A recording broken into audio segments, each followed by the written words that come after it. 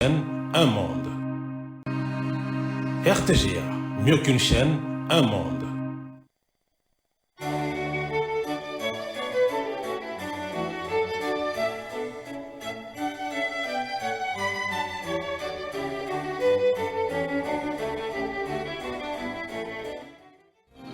Ce journal vous est offert par Tango Protection.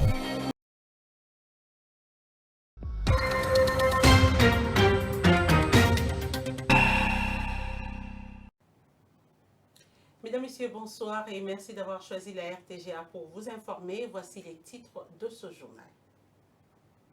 Levée des immunités de Joseph Kabila au Sénat, le Front commun pour le Congo crie au non-respect de la loi du 26 juillet 2018 relative aux anciens chefs d'État à l'Union sacrée de la Nation. On parle de la confusion du FCC dans l'interprétation de la loi. Dans ce journal, vous suivrez ses avis controversés.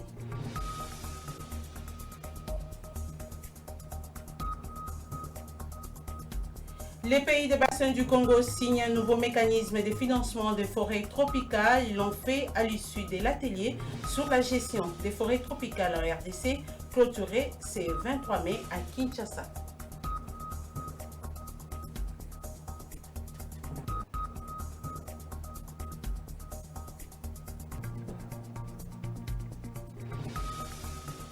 En culture, la photographie mise en valeur au Centre Wallonie-Bruxelles ce vendredi, une initiative qui a permis aux intervenants de démontrer qu'avec l'image, on peut lire une situation, un événement ou une émotion. Voilà tout pour les titres.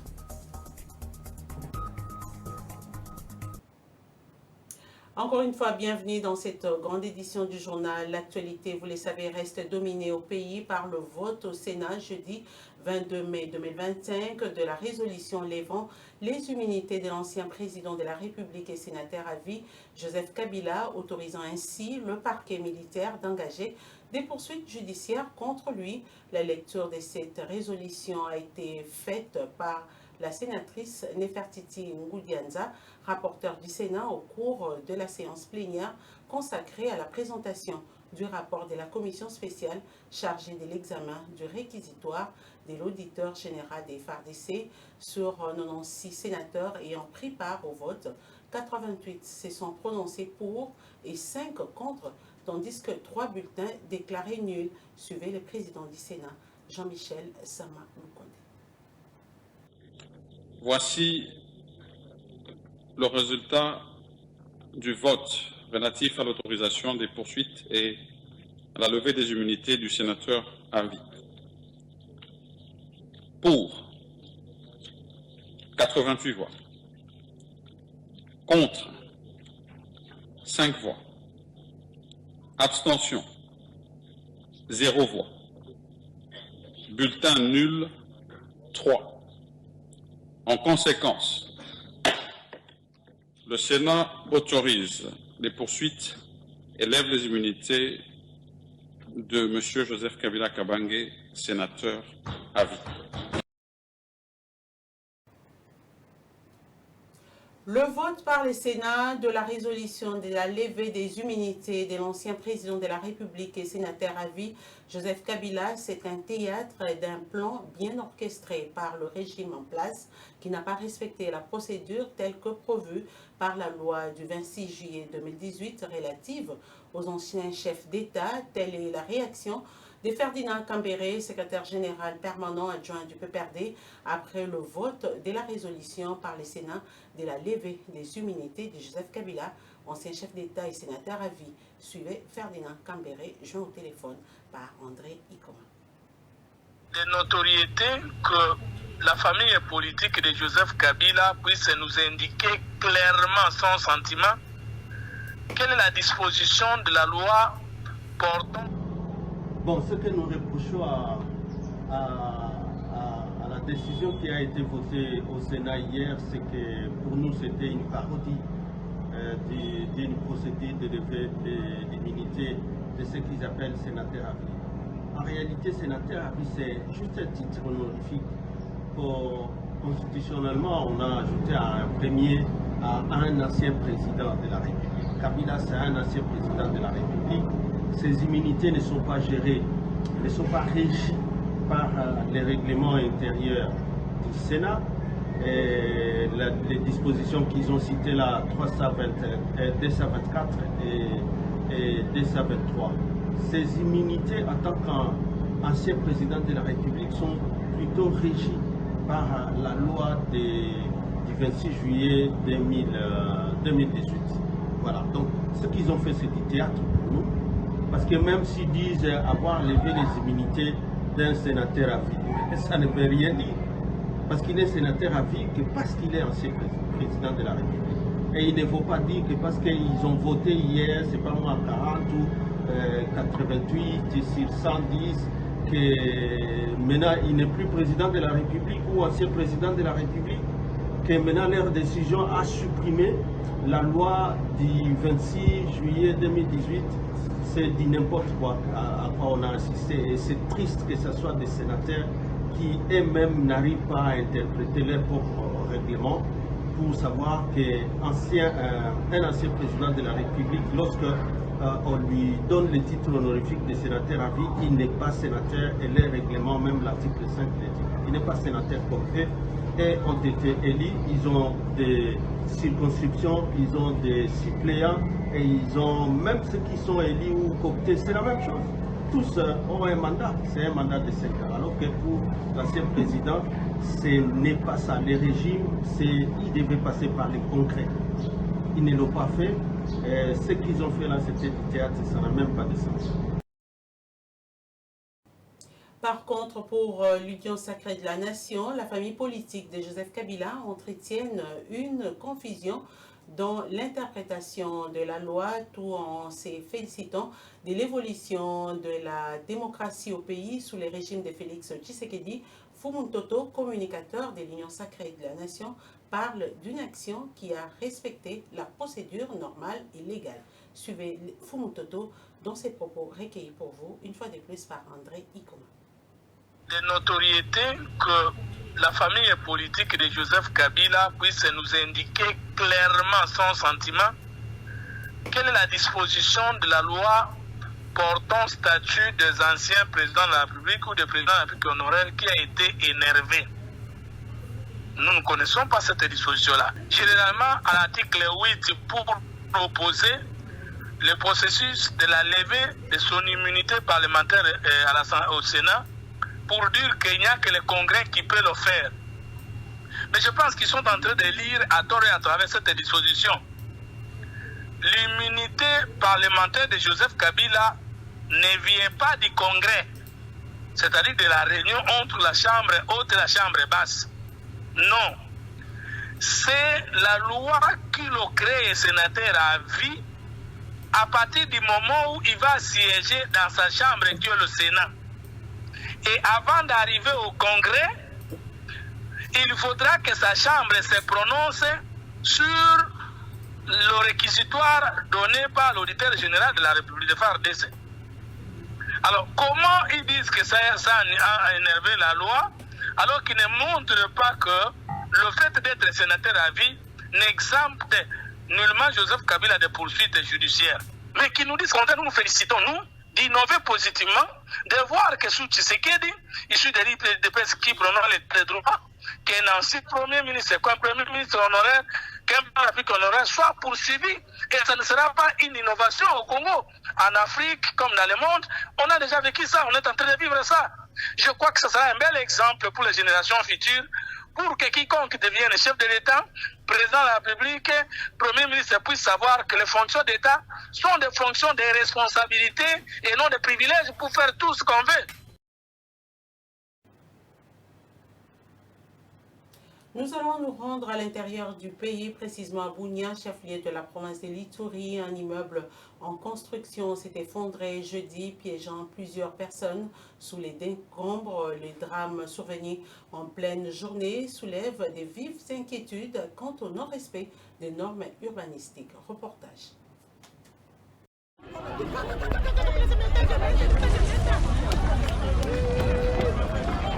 Le drame s'est produit alors que des techniciens et des élèves en apprentissage se trouvaient à l'intérieur du bâtiment. Certaines personnes ont été extraites de décombres, une opération en cours. Sur les sites, la présence des autorités telles que le gouverneur militaire d'Elituri, le maire de ville de Bunia et les commandants urbains de la police témoignent de la gravité de la situation. Le gouverneur militaire d'Elituri, Johnny Luboya Kachama, appelle les constructeurs à respecter rigoureusement les procédures de construction, notamment en consolidant les services compétents pour des études géotechniques avant tout début des travaux. On ne peut pas commencer à bâtir comme ça, surtout un immeuble comme celui-là.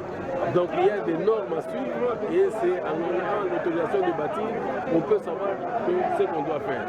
Je ne pense même pas qu'ils ont eu ça. Donc c'est une grande légèreté et on l'a laissé construire et voilà maintenant nous avons autant d'enfants et autant de travailleurs qui sont sous les décombres là. Donc ce que nous allons faire, nous avons amené des machines. Depuis que je suis arrivé, depuis que j'ai été informé, je suis en train de suivre ça. On a amené des machines, mais malheureusement ces machines-là ne peuvent pas travailler parce que l'immeuble est tellement fragile que si vous osez encore y toucher, ils seront encore davantage en insécurité là-bas. Au propriétaire de maison, Robert Dialonga, coordonnateur de la protection civile, recommande de recouvrir exclusivement à des ingénieurs qualifiés et reconnus. Il dénonce par ailleurs la pratique de plus en plus fréquente consistant à faire travailler des élèves en apprentissage sur des chantiers actifs, une pratique jugée dangereuse. Ce reportage a été signé par Jolie Palmer-Sekouye, notre permanente dans la région. Ici à Kinshasa, poursuite du contrôle parlementaire à la Chambre basse du Parlement. Les jeudis 22 mai, le vice-premier ministre, ministre de l'Intérieur, décentralisation et affaires coutumières, Jacquemain Chabani, a répondu à la question orale avec débat sur les arrestations arbitraires, tracasseries policières ainsi que les policiers fictifs. Une question lui adressé par le député national et Yanga Mboyo. Après débat, le patron de la territoriale a sollicité 48 heures afin de répondre pour le reste des préoccupations soulevées par les élus du peuple lors du débat général. Images et commentaires. Continuité du contrôle parlementaire à l'Assemblée nationale. Le jeudi 22 mai 2025, c'était au tour du vice-premier ministre, ministre de l'Intérieur, Sécurité, Décentralisation Affaires coutumières, d'être auditionné par la plénière de la Chambre basse du Parlement en réponse à la question orale avec débat lui adressée au sujet des arrestations arbitraires, des tracasseries policières et de la présence des éléments de la police non identifiés ou enregistrés et non pris en charge par l'État congolais. Parti d'un constat fait lors de ses vacances parlementaires, le député national Eyanga Mboyo Venance, qui s'inquiète de la dégradation de la sécurité à Kinshasa, interroge le VPM de l'Intérieur, maître Jacquemain Chabani Luko Bangou, sur cette situation préoccupante occasionnée parfois par les bavures des éléments de la police. Dans ce contexte de guerre imposée, où la survie de notre peuple est déjà menacée par le forces extérieures, il est inconcevable que les pratiques ignobles telles que les arrestations arbitraires, les tracasseries policières, et la présence des agents fictifs au sein de notre police viennent s'ajouter à la souffrance de notre peuple. Ces agissements de la part de ceux qui pourtant sont commis à la protection des citoyens et de leurs biens aggravent la situation et ternissent davantage l'image de notre État et de nos institutions, mais aussi de l'État des droits que nous aspirons à consolider. Répondant à ces questions qui touchent à la survie du peuple, le vice-premier ministre en charge de la sécurité intérieure rassure les élus du peuple de son implication dans la sécurisation de la population et de leurs biens. Le gouvernement de la République a initié l'opération Dobo qui se poursuit et aujourd'hui est étendue déjà sur 4 provinces. Elle est étendue concomitamment avec les programmes de lutte contre la criminalité des commissariats de ces différentes provinces. Contre toute attente, cette opération est en train de traquer aussi certains policiers recalcitrants et indisciplinés. En attendant l'adoption par l'Assemblée nationale de la loi de programmation de la mise en œuvre de la réforme de la police nationale congolaise pour la période 2025-2029, le contrôle à l'improviste s'effectue pour mettre la main sur tous les éléments qui s'évertuent à tracasser la population.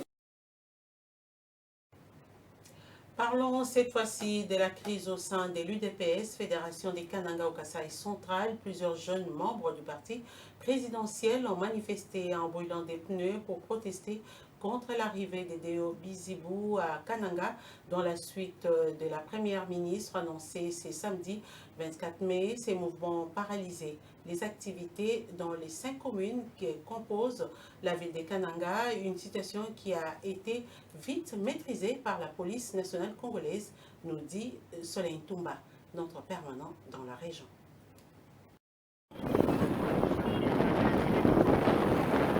Pneus brûlés, routes barricadées ainsi qu'activités un tout petit peu perturbées dans certains coins stratégiques de la ville de Kananga. Voilà l'atmosphère qu'a présentée la ville de Kananga, chef de la province du Kasaï central, dans les après-midi de ce jeudi 22 mai 2025. Les jeunes et vieux de l'Union pour la démocratie et le progrès social s'opposent ainsi à l'arrivée de Deo Bizibou comme secrétaire général d'intérim de l'UDPS et veulent voir, selon eux, Augustin Kabuya Mwanabuta, qui leur inspire confiance, et celle du chef de l'État, Félix Antoine Tshisekedi Tshilombo. Kabuya ya Bizibou akoma te aza secrétaire général te.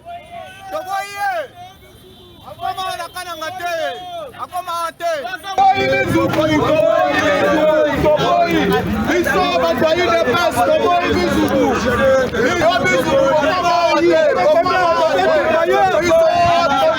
Pour eux, toutes les batteries sont mises en marche pour réserver un accueil digne de son nom à la première ministre congolaise, Judith Suminwa Tuluka, qui est attendue ce week-end au Kasaï central. Ce mouvement de protestation contre Deo Bizibou à Kananga est exécuté dans toutes les 5 communes qui composent la ville de Kananga. Il s'agit de Nganza, Ndesha, Katoka, Lukonga ainsi que Kananga.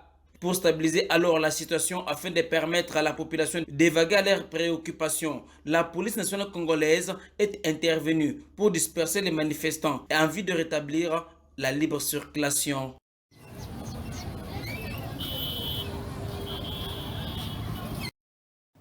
D'une province à une autre, toujours déterminée à répondre à ses engagements pris dans les cahiers des charges, l'entreprise minière Kambov Mining a finalisé 2 grands projets de responsabilité sociétale dans le territoire des Kambov en 2025. C'est notamment le forage des puits d'eau au profit des communautés locales et la construction des écoles, mais aussi des stades pour le loisir des jeunes du territoire. Reportage Roger Ngandou Amitaba, notre correspondant depuis Lubumbashi.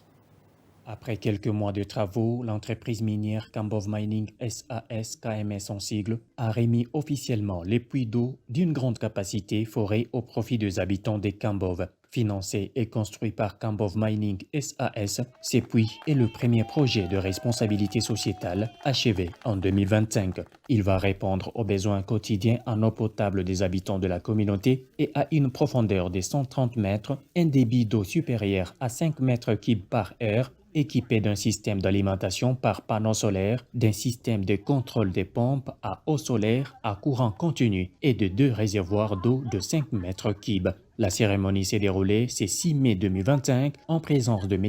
Wang Shugao, directeur général de la Direction générale pour l'Afrique centrale et australe de CNMC, M. Fang Xinguo, chef comptable de KMS, M. Francis Kalongo Kayembe, administrateur du territoire de Kambov, M. Henrika Kongengoye, chef de quartier de Kambov, M. Mumba, le secrétaire exécutif du comité local de développement de Kambov et d'autres invités. En tant que joint venture de CNMC et de la GECAMINE, Kambov Mining SAS s'est donné pour mission d'exploiter les ressources en cuivre et en cobalt au profit de 2 pays, dont la RDC et la Chine, depuis sa création, et s'est acquitté activement de ses responsabilités sociétales tout en atteignant ses objectifs de l'exploitation minière. Pour preuve, depuis que les cahiers de charges de la responsabilité sociétale a été approuvé en 2023, l'entreprise a strictement respecté ses engagements et a fait avancer la construction en assurant la qualité et la quantité. Au total, 11 projets de responsabilité sociétale qui couvrent plusieurs domaines tels que l'éducation, la santé et la construction de ponts ont été réalisés par Kambov Mining SAS depuis 2023. Dans son discours des circonstances, M. Fang Xinguo a souligné que la remise de ces puits d'eau n'est pas seulement l'achèvement d'un projet, mais un nouveau point de départ pour KMS et la communauté qui marche main dans la main. Il a précisé que cette source claire pourra nourrir le développement communautaire et permettra aux habitants de franchir une nouvelle étape dans leur quotidien. Pour sa part, l'administrateur du territoire de Kambove s'est réjoui de voir l'entreprise respecter et se conformer aux lois du pays en assumant pleinement ses responsabilités sociétales. Je l'ai dit au début de ce journal, clôture ce 23 mai 2025 de l'atelier sur la gestion des forêts tropicales en RDC. Un communiqué des ministres des bassins du Congo a été signé à l'issue des travaux en réponse au nouveau mécanisme de financement des forêts tropicales. Il s'agit pour le Brésil qui porte cette initiative à encourager les pays gardiens des forêts, des communautés locales et des peuples autochtones. Suzy Kibira Omari nous en parle dans ce reportage. C'est par une note de satisfaction que les 3 journées des travaux de l'atelier régional sur la facilité pour la préservation des forêts tropicales a été clôturé. L'atelier que nous clôturons aura réuni dans un premier temps les experts et ensuite les ministres en charge des ressources forestières des 6 pays du bassin du Congo. Le TFFF, il faut bien le rappeler, est un nouveau mécanisme de financement pour les forêts tropicales, mais qui se distingue par son approche totalement innovante et sa vocation à fournir des fonds perpétuels au pays. Un communiqué conjoint est sorti de ces assises en prévision de la COP30, où les participants ont réitéré l'engagement à tenir compte des réponses de ce nouveau mécanisme TFFF en réponse à la problématique de la compensation équitable en faveur des gardiens des forêts, des communautés locales et des peuples autochtones.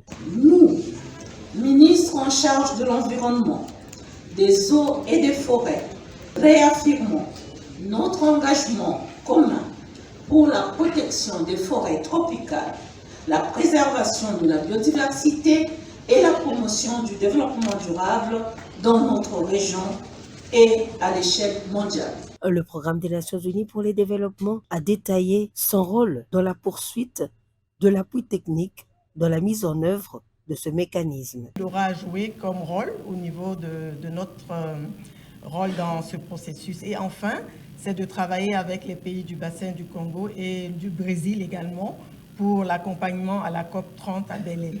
Le TFFF repose sur un fonds d'investissement international regroupant notamment les capitaux publics, privés, philanthropiques, mais aussi propose une incitation financière à long terme. Il est porté par le gouvernement du Brésil et permettra aux pays forestiers de se prendre en charge et de valoriser leur potentialité. L'intelligence artificielle et le développement des sociétés africaines pour impulser plusieurs domaines, notamment le système éducatif. Ces propos ont été soutenus par le ministre de la Recherche scientifique et innovation technologique au cours de 3 journées de réflexion organisées à l'intention de la crème scientifique congolaise. Il a été noté à l'issue des travaux que grâce à l'intelligence artificielle, on peut notamment diagnostiquer les maladies. Encore une fois de plus, Suzy Kibira Omar. Le colloque international organisé dans la capitale congolaise par l'université Omnia Omnibus sur l'intelligence artificielle et le développement des sociétés africaines a fermé ses portes dans la ville-province. Gilbert Kabanda Kourenga, ministre de la Recherche scientifique et innovation technologique, a affirmé au cours de ces assises que l'intelligence artificielle est parmi les 5 principaux objectifs de sa politique de recherche qui attend les moyens matériels, légaux et financiers pour être au rendez-vous dans cette activité mondiale. Après votre colloque et tous les travaux qui vont suivre, je vous demande de me réserver une bonne copie parce qu'ils constitueront des éléments fondamentaux dans la construction de ces objectifs de mon ministère que je suis en train de mettre en place et qui, comme je vous l'ai dit, seront très clairement présentés prochainement, après que la loi sur les fondamentaux de la recherche scientifique et innovation technologique sera promulguée, je pense, vers la fin de ce mois, à la fin de la session parlementaire actuelle. Cela dit, encore une fois, je vous remercie de m'avoir associé à ce colloque. 3 journées de réflexion qui ont connu la participation d'éminents chercheurs, médecins, philosophes et théologiens venus de la Belgique, de la Suisse, la Grande-Bretagne, la Chine et du Canada. Les hôtes du Congo démocratique ont laissé entendre que l'intelligence artificielle peut contribuer au bien si elle est orientée vers les besoins humains. On va parler culture dans ce journal, la photo comme écriture et les thèmes de la conférence organisée ce vendredi 23 mai au Centre Wallonie-Bruxelles, une initiative qui a permis aux intervenants de démontrer qu'avec l'image, on peut lire une situation, un événement et une émotion. En cette année 2025, la RDC fêtera le 29 mai les 100 ans de la photographie, qu'une filière qui est porteuse d'opportunités pour que ce qu'on l'a choisi comme carrière. Encore une fois, Suzy Kibera Omar. 3 intervenants, Dawson Sémé, Augustin Bicalé et Baudouin Bikoko, ont accroché l'assistance ce 23 mai 2025 à l'occasion de la conférence organisée par le Centre Wallonie-Bruxelles, axée sur la photographie comme écriture. Quel est le positionnement du photographe historien? Votre position sur le plan de la photographie au Congo? Quelle est la singularité de votre position?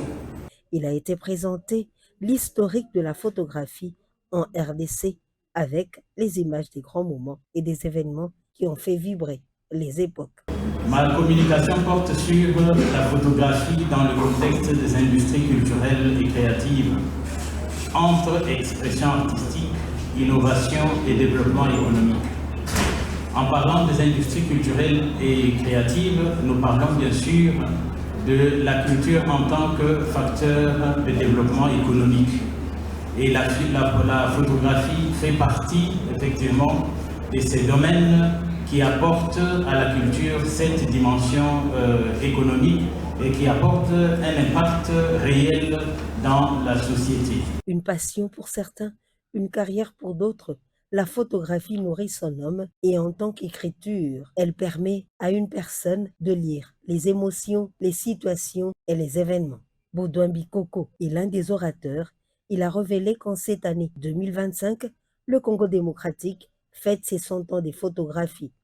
Il a profité de l'occasion pour présenter le livre sur l'histoire de la photographie congolaise. À travers cette conférence, le Centre Wallonie-Bruxelles a voulu valoriser les compétences de tous ceux qui ont choisi la photographie comme carrière en insistant sur le fait qu'il y a des potentialités dans cette filière. Voilà, c'est la fin de cette grande session du journal sur la RTGA, mais avant tout, le rappel des titres. Levé des humanités de Joseph Kabila au Sénat, au Front commun pour le Congo, l'on crie au non-respect de la loi du 26 juillet 2018 relative aux anciens chefs d'État à l'Union sacrée de la nation. On parle de la confusion du FCC dans l'interprétation de la loi. Dans ce journal, vous avez suivi ces avis controversés.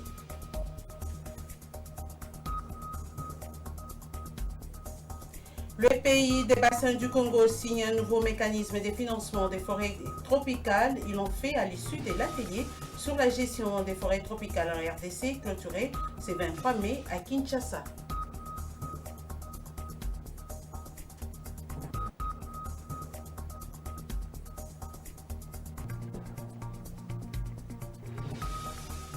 En culture, la photographie mise en valeur au Centre Wallonie-Bruxelles, c'est vendredi, une initiative qui a permis aux intervenants de démontrer qu'avec l'image, on peut lire une situation, un événement et une émotion.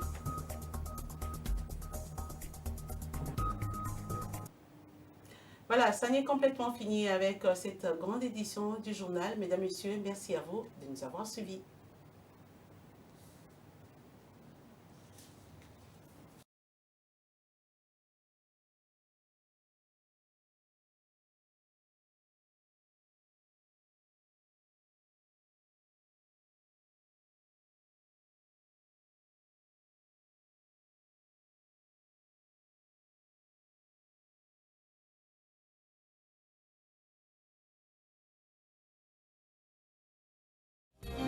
Ce journal vous a été offert par Tango Protection.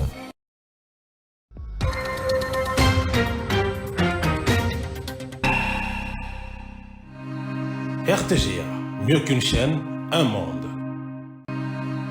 RTGA, mieux qu'une chaîne, un monde.